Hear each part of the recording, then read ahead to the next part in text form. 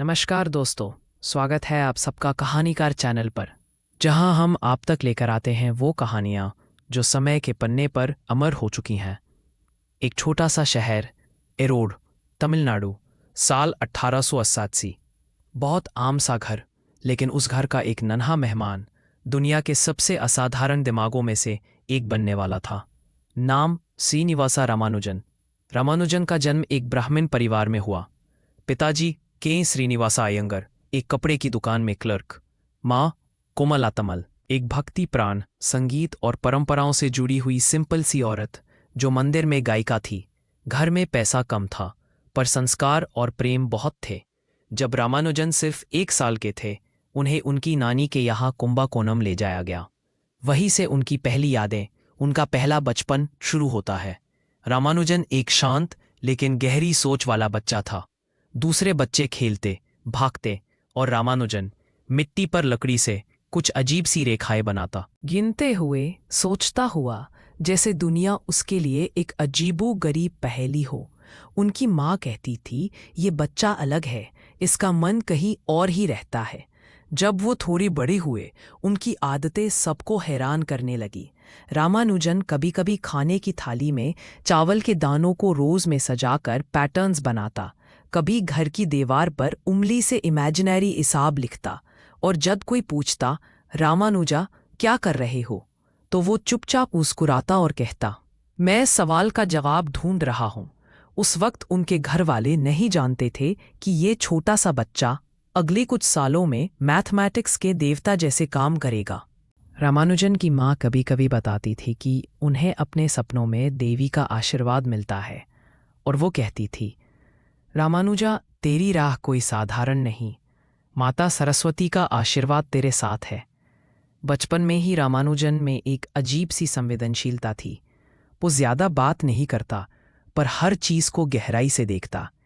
छत पर बैठकर आकाश देखना, मिट्टी में पैटर्न्स बनाना, अपने आप से बातें करना, ये सब उसकी रूटीन का हिस्सा बन गया था।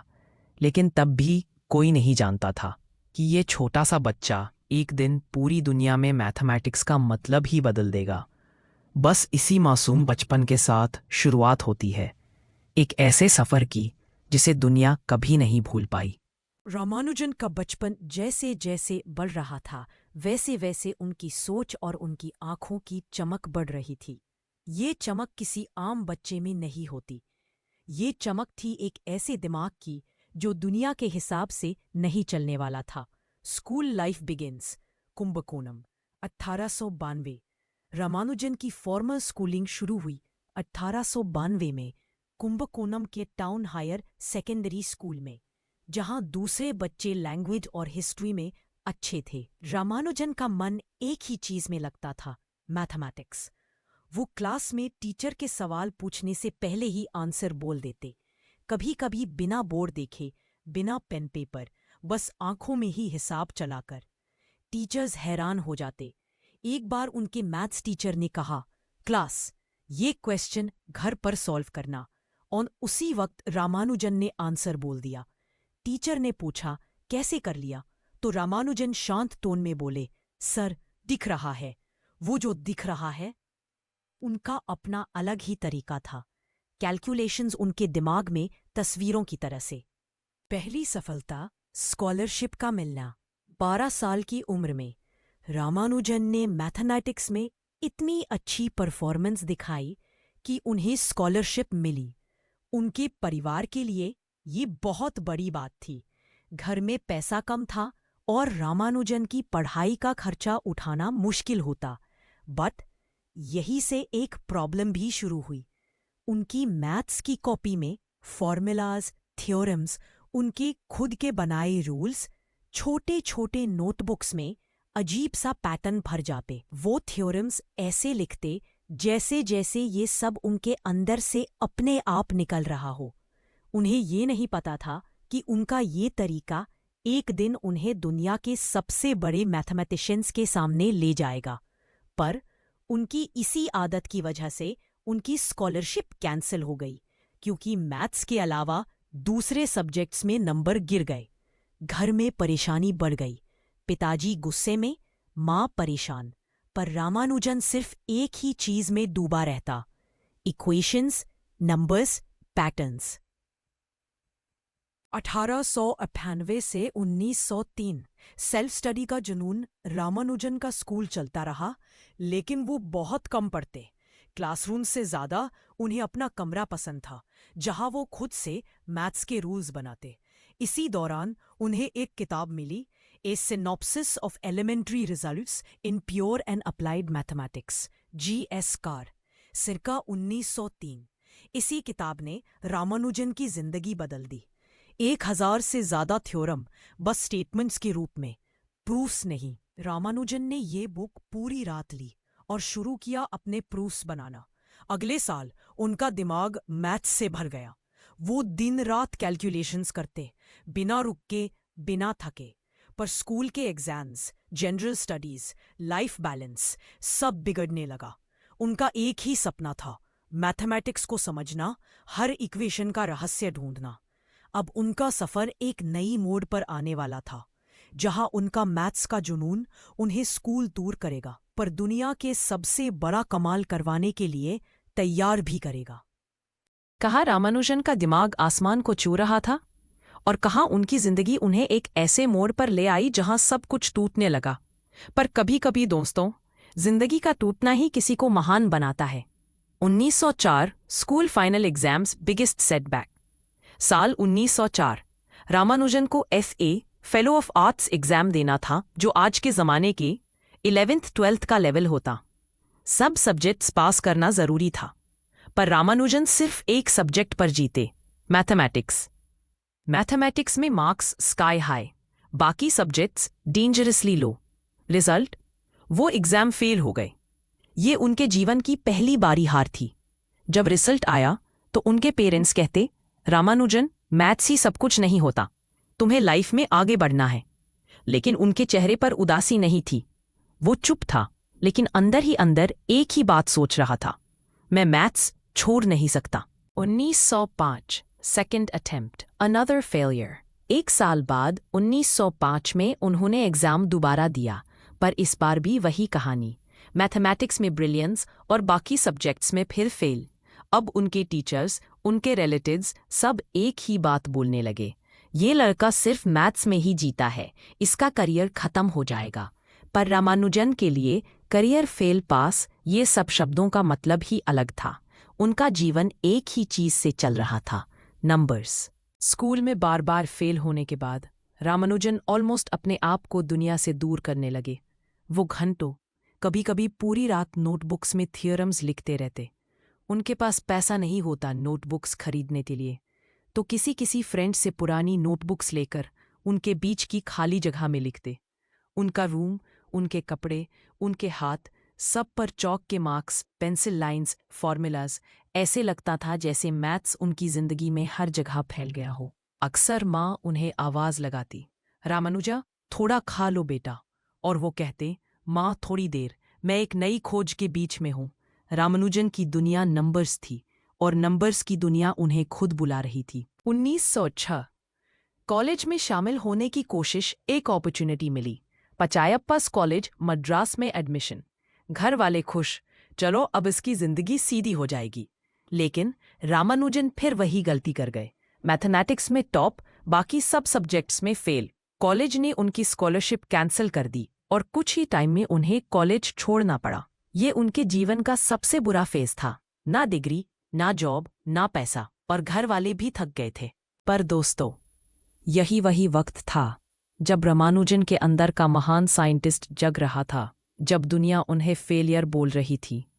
वो इक्वेशंस को ऐसे सॉल्व कर रहे थे जिसे दुनिया में शायद कोई नहीं समझ सकता था। ये गिरावट सीधा उन्हें एक ऐसे मोड़ पर ले जाने वाली थी जहां उन्हें एक सच्ची किताब मिलने वाली थी, जो उनके जीवन का पूरा दिशा बदल देगी। जिंदगी में कभी कभी एक ही किताब, एक ही पल पूरी दुनिया बदल देता है। रामानुजन के लिए ये पल आया साल 1903 में, और इस पल ने एक आम लड़के को दुनिया का चमत्कारी मैथमेटिशियन बना दिया। 1903 A Synopsis of Elementary Results in Pure and Applied Mathematics। एक दिन रामानुजन के हाथ एक अजीब सी किताब लगी। नाम था A Synopsis of Elementary Results in Pure and Applied Mathematics, लिखी हुई G.S. कार द्वारा ये किताब उनके लिए जैसे मैथमेटिक्स का भगवद गीता बन गई। किताब में करीब 5000 थ्योरम्स थे, बस स्टेटमेंट्स, प्रूफ्स नहीं। और रामानुजन को सबसे ज्यादा यही पसंद था, क्योंकि उनके दिमाग में प्रूफ्स अपने आप बनने लगते थे। जहां आम स्टूडेंट्स एक थ्योरम को 2-3 दिन में समझते, रामानुजन एक दिन में 20-25 थ्योरम्स के प्रूफ्स लिख देते। उनका दिमाग इसी सुपर कंप्यूटर की तरह काम करने लगा। इसी दौरान रामानुजन ने अपनी पहली प्राइवेट नोटबुक्स भरनी शुरू की। ये नोटबुक्स आम भीड़ जैसी नहीं थीं। उनमें लिखी हुई हर चीज़ एक अलग ही दुनिया थी। इन्फिनिट सीरीज, नंबर थ्योरी के रेयर पैटर्न्स, कॉम्प्लेक्स इक्वेशंस, उनके खुद के बनाए फॉर्मूलाज, ऐसे थ्योरम्स जिनको दुनिया ने कभी देखा ही नहीं था। उनकी हर एक लाइन में एक ही बात छुपी थी, मैं जानता हूँ और मैं और जानना चाहता हूँ। ऑब्सेशन बढ़ता गया, रातों की नींद गई। अक्सर उनके पेरेंट्स उनके कमरे में जाते और देखते कि रामानुजन रात के 2 बजे तक लिख रहा है। कभी दिन में खाना स्किप करता, कभी चलना भी भूल जाता।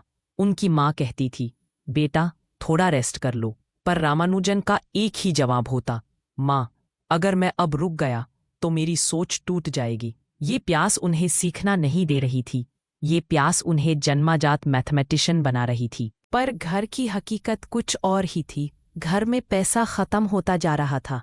रामानुजन कोई जॉब नहीं कर रहा था, डिग्री नहीं थी, फ्यूचर बिल्कुल अंधेरा लग रहा था। पिताजी अक्सर परेशान होते, ये लड़का मैथ्स में डूबा रहता है, इसका क्या होगा। उनकी माँ उन्हें बचाने की कोशिश करती, ये अलग है, माता का आशीर्वाद इसके साथ है। 1910 उम्मीद का पहला किरण। उनकी नोटबुक्स धीरे धीरे मैथ्स के स्कॉलर्स तक पहुंचने लगी। उनका नाम लोकल मैथमेटिशियंस में फैलने लगा। लोग बोलने लगे, एक लड़का है, कम पढ़ता है, पर मैथ्स में देवता जैसे काम करता है। ये सिर्फ शुरुआत थी, और अब रामानुजन का सफ़र एक नई दिशा में जाने वाला था। एक ऐसी दिशा जो उन्हें इंग्लैंड तक ले जाएगी। रामानुजन का दिमाग असाधारण था, पर दोस्तों, असाधारण दिमाग वाले लोगों की जिंदगी कभी सीधी नहीं होती। नंबर्स उनके दोस्त थे, पर दुनिया गरीबी, रिस्पॉन्सिबिलिटी और सोसाइटी से चलती है। और यही सब कुछ रामानुजन को 1900 के दौरान साफ साफ समझ आ रहा था। साल 1909। रामानुजन की माँ ने उनकी शादी करवा दी एक छोटी सी लड़की जानकी अम्मल से। जिस वक्त उनकी शादी हुई, जानकी सिर्फ 10-11 साल की थी। औरत का ससुराल शिफ्ट होता था बाद में, जब वो थोड़ी बड़ी होती थी। रामानुजन के लिए शादी एक बड़ी जिम्मेदारी थी, क्योंकि अब उन्हें अपना परिवार चलाना था। पर प्रॉब्लम यही थी, उनके पास ना जॉब थी ना इनकम, सिर्फ उनका नोटबुक्स का ढेर और उनका दिमाग। शादी के बाद रामानुजन पर प्रेशर बढ़ गया।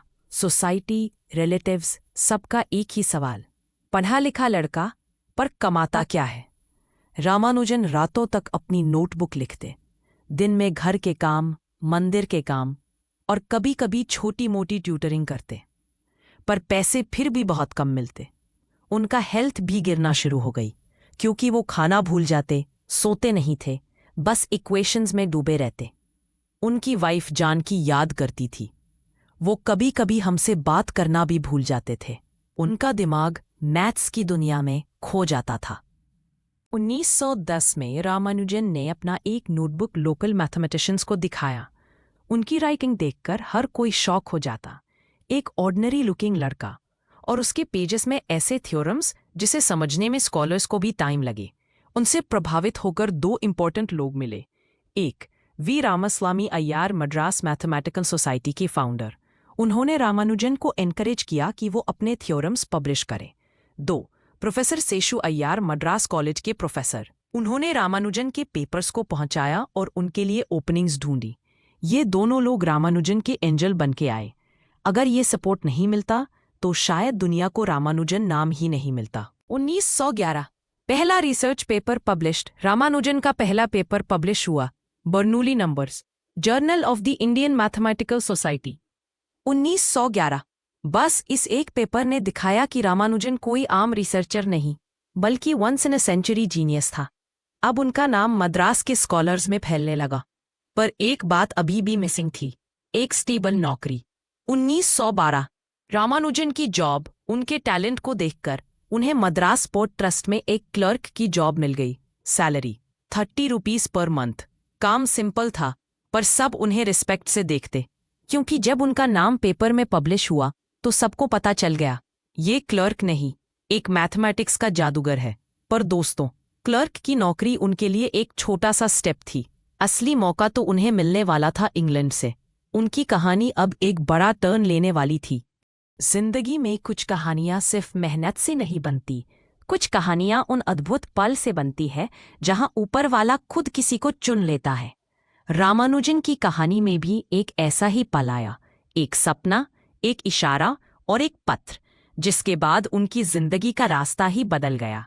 1912 से 1913 रामानुजन का डिवोशन और सपने। रामानुजन बचपन से अपनी माँ के साथ मंदिर जाया करते थे। उनके अंदर भक्ति और विज्ञान दोनों साथ साथ रहते थे। मैथमेटिक्स के हर नया फॉर्मूला को वो देवी का आशीर्वाद मानते थे। ये वो समय था जब वो रात भर कैलकुलेशंस करते और दिन में क्लर्क की जॉब संभालते। उनकी वाइफ जनकी याद करती थी। वो अक्सर कहते थे कि उन्हें सपने में देवी दिखती है और वो उन्हें मैथमेटिकल फॉर्म्स दिखाती हैं। एक बार रामानुजन ने माँ से कहा, माँ, रात को देवी ने मेरे सामने एक लाल पीपल पत्ता रखा। उस पत्ते पर कुछ संख्याएं थीं। मैंने उन्हें सॉल्व किया और एक नया फॉर्मूला बना। उनके लिए मैथ्स, भक्ति और इंट्यूशन एक ही चीज थी। 1913 जिंदगी का सबसे बड़े मोड़ का आना। क्लर्क की जॉब ठीक थी, पर रामानुजन का टैलेंट इंडिया तक सीमित नहीं रहना चाहिए था। उनके नोटबुक्स अब मद्रास के मैथमेटिशियंस में सर्कुलेट होने लगी थी। सबको लग रहा था ये लड़का इंडिया की सीमाओं से बाहर जाना चाहिए। उनकी फैमिली ने कहा, इंग्लैंड में बहुत बड़े मैथमेटिशियंस हैं, तुम उनसे कांटेक्ट करो। और फिर आया वो दिन, साल 1913। रामानुजन ने अपने कुछ थ्योरम्स और उनके स्टेटमेंट्स लिखकर पत्र भेजा G.H. Hardy, Cambridge university, England. Hardy दुनिया के टॉप मैथमेटिशियंस में से एक थे। उन्हें हर साल कई लेटर्स मिलते, पर रामानुजन का लेटर अलग ही था। उसमें लिखे थ्योरम्स, उनके पैटर्न्स, उनका अंदाज। हार्डी ने बाद में कहा, जब मैंने रामानुजन के थ्योरम्स देखे तो मुझे लगा ये या तो एक महान जीनियस का काम है या किसी पागल का। पर जैसे जैसे मैं आगे बढ़ता गया मुझे समझ आ गया ये जीनियस है। हार्डी ने तुरंत रामानुजन को जवाब भेजा, कम टू इंग्लैंड। रामानुजन ब्राह्मण परिवार से थे और उनके घर का एक कड़ी परंपरा थी, समुद्र पार नहीं करना चाहिए। उनकी माँ ने इंग्लैंड जाने से मना कर दिया। उनकी वाइफ भी चिंतित थी। घर वाले डर गए। नए देश जाना मतलब सब परंपराओं को तोड़ना। रामानुजन परेशान थे। एक तरफ सपने, एक तरफ माँ का धर्म।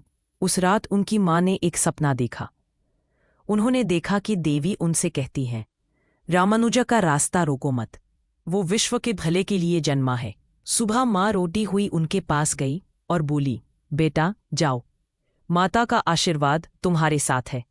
और यही पल था जहां रामानुजन की जिंदगी ने एक ऐसा मोड़ लिया जहां से उनका नाम पूरी दुनिया में गूंजने वाला था।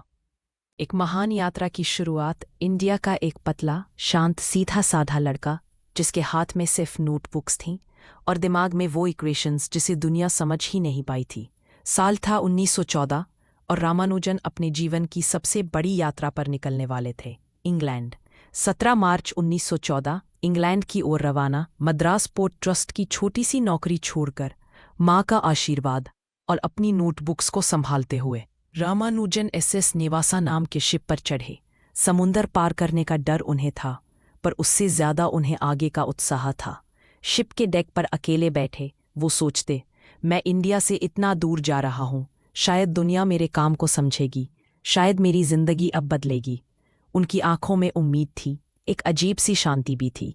इंग्लैंड का पहला नज़ारा, ठंड, फॉग और एक लाजवाब मिलना। जब वो लंदन पहुंचे तो वहां की ठंड और कोहरा उनके लिए बिल्कुल नया था। पतले कपड़े, कम पैसा और कोई अपना नहीं, पर कैम्ब्रिज ने उनके लिए एक दरवाज़ा खोला था और उस दरवाज़ा के पीछे मिलने वाले थे G.H. हार्डी। रामानुजन और हार्डी जब दो दिमाग टकराते हैं, हार्डी ने रामानुजन को पहली बार देखा तो एक अजीब सी सिंप्लिसिटी उन्हें महसूस हुई। एक नॉर्मल सा लड़का, सिंपल धोती, सीधा चेहरा, पर नोटबुक्स में लिखे थे मैथमेटिक्स के ऐसे ज्वेल्स जिसे दुनिया कभी समझ ही नहीं पाई। हार्डी ने उनकी नोटबुक्स पढ़ी और बोला, रामानुजन, तुम एक एक्स्ट्रॉर्डिनरी मैन हो। रामानुजन ने शर्माते हुए कहा, सर, मैं बस देवी का दिया हुआ लिखता हूं। हार्डी ने उनके काम को ऑफिशियली कैम्ब्रिज में स्टार्ट कराया। उनके लिए एक रूम, लाइब्रेरी एक्सेस और रिसर्च का मौका दिया गया। यहाँ से रामानुजन का असली सफर शुरू होता है। कैम्ब्रिज में रामानुजन का जादू 1914-1917 के बीच रामानुजन ने ऐसे काम किए जिसे आज भी मैथमेटिशियंस रिस्पेक्ट से देखते। पार्टीशन फंक्शन का फॉर्मूला जिसे देखकर हार्डी ने कहा, ये फ्यूचर जनरेशंस को हिला देगा। मॉड्यूलर फॉर्म्स जिसे समझने में आज भी लोग पीएचडी करते हैं। मॉक थीटा फंक्शंस जो आज के एडवांस्ड फिजिक्स में यूज होती हैं। नंबर थ्योरी में डजन्स ऑफ न्यू थियरम्स, ऐसे थियरम्स जिनके प्रूफ्स उन्होंने खुद बनाए बिना किसी लार्ज बैकग्राउंड के। हार्डी उनके बारे में कहते थे, Ramanujan was a mathematician in the league of Euler and Gauss. वो सिर्फ 25-27 साल के थे और दुनिया उनकी जीनियस पर शौक थी। कैम्ब्रिज की जिंदगी, जीनियस के साथ स्ट्रगल भी। रामानुजन का काम तो तेजी से बढ़ रहा था, लेकिन उनकी जिंदगी में कई मुश्किलें भी थीं।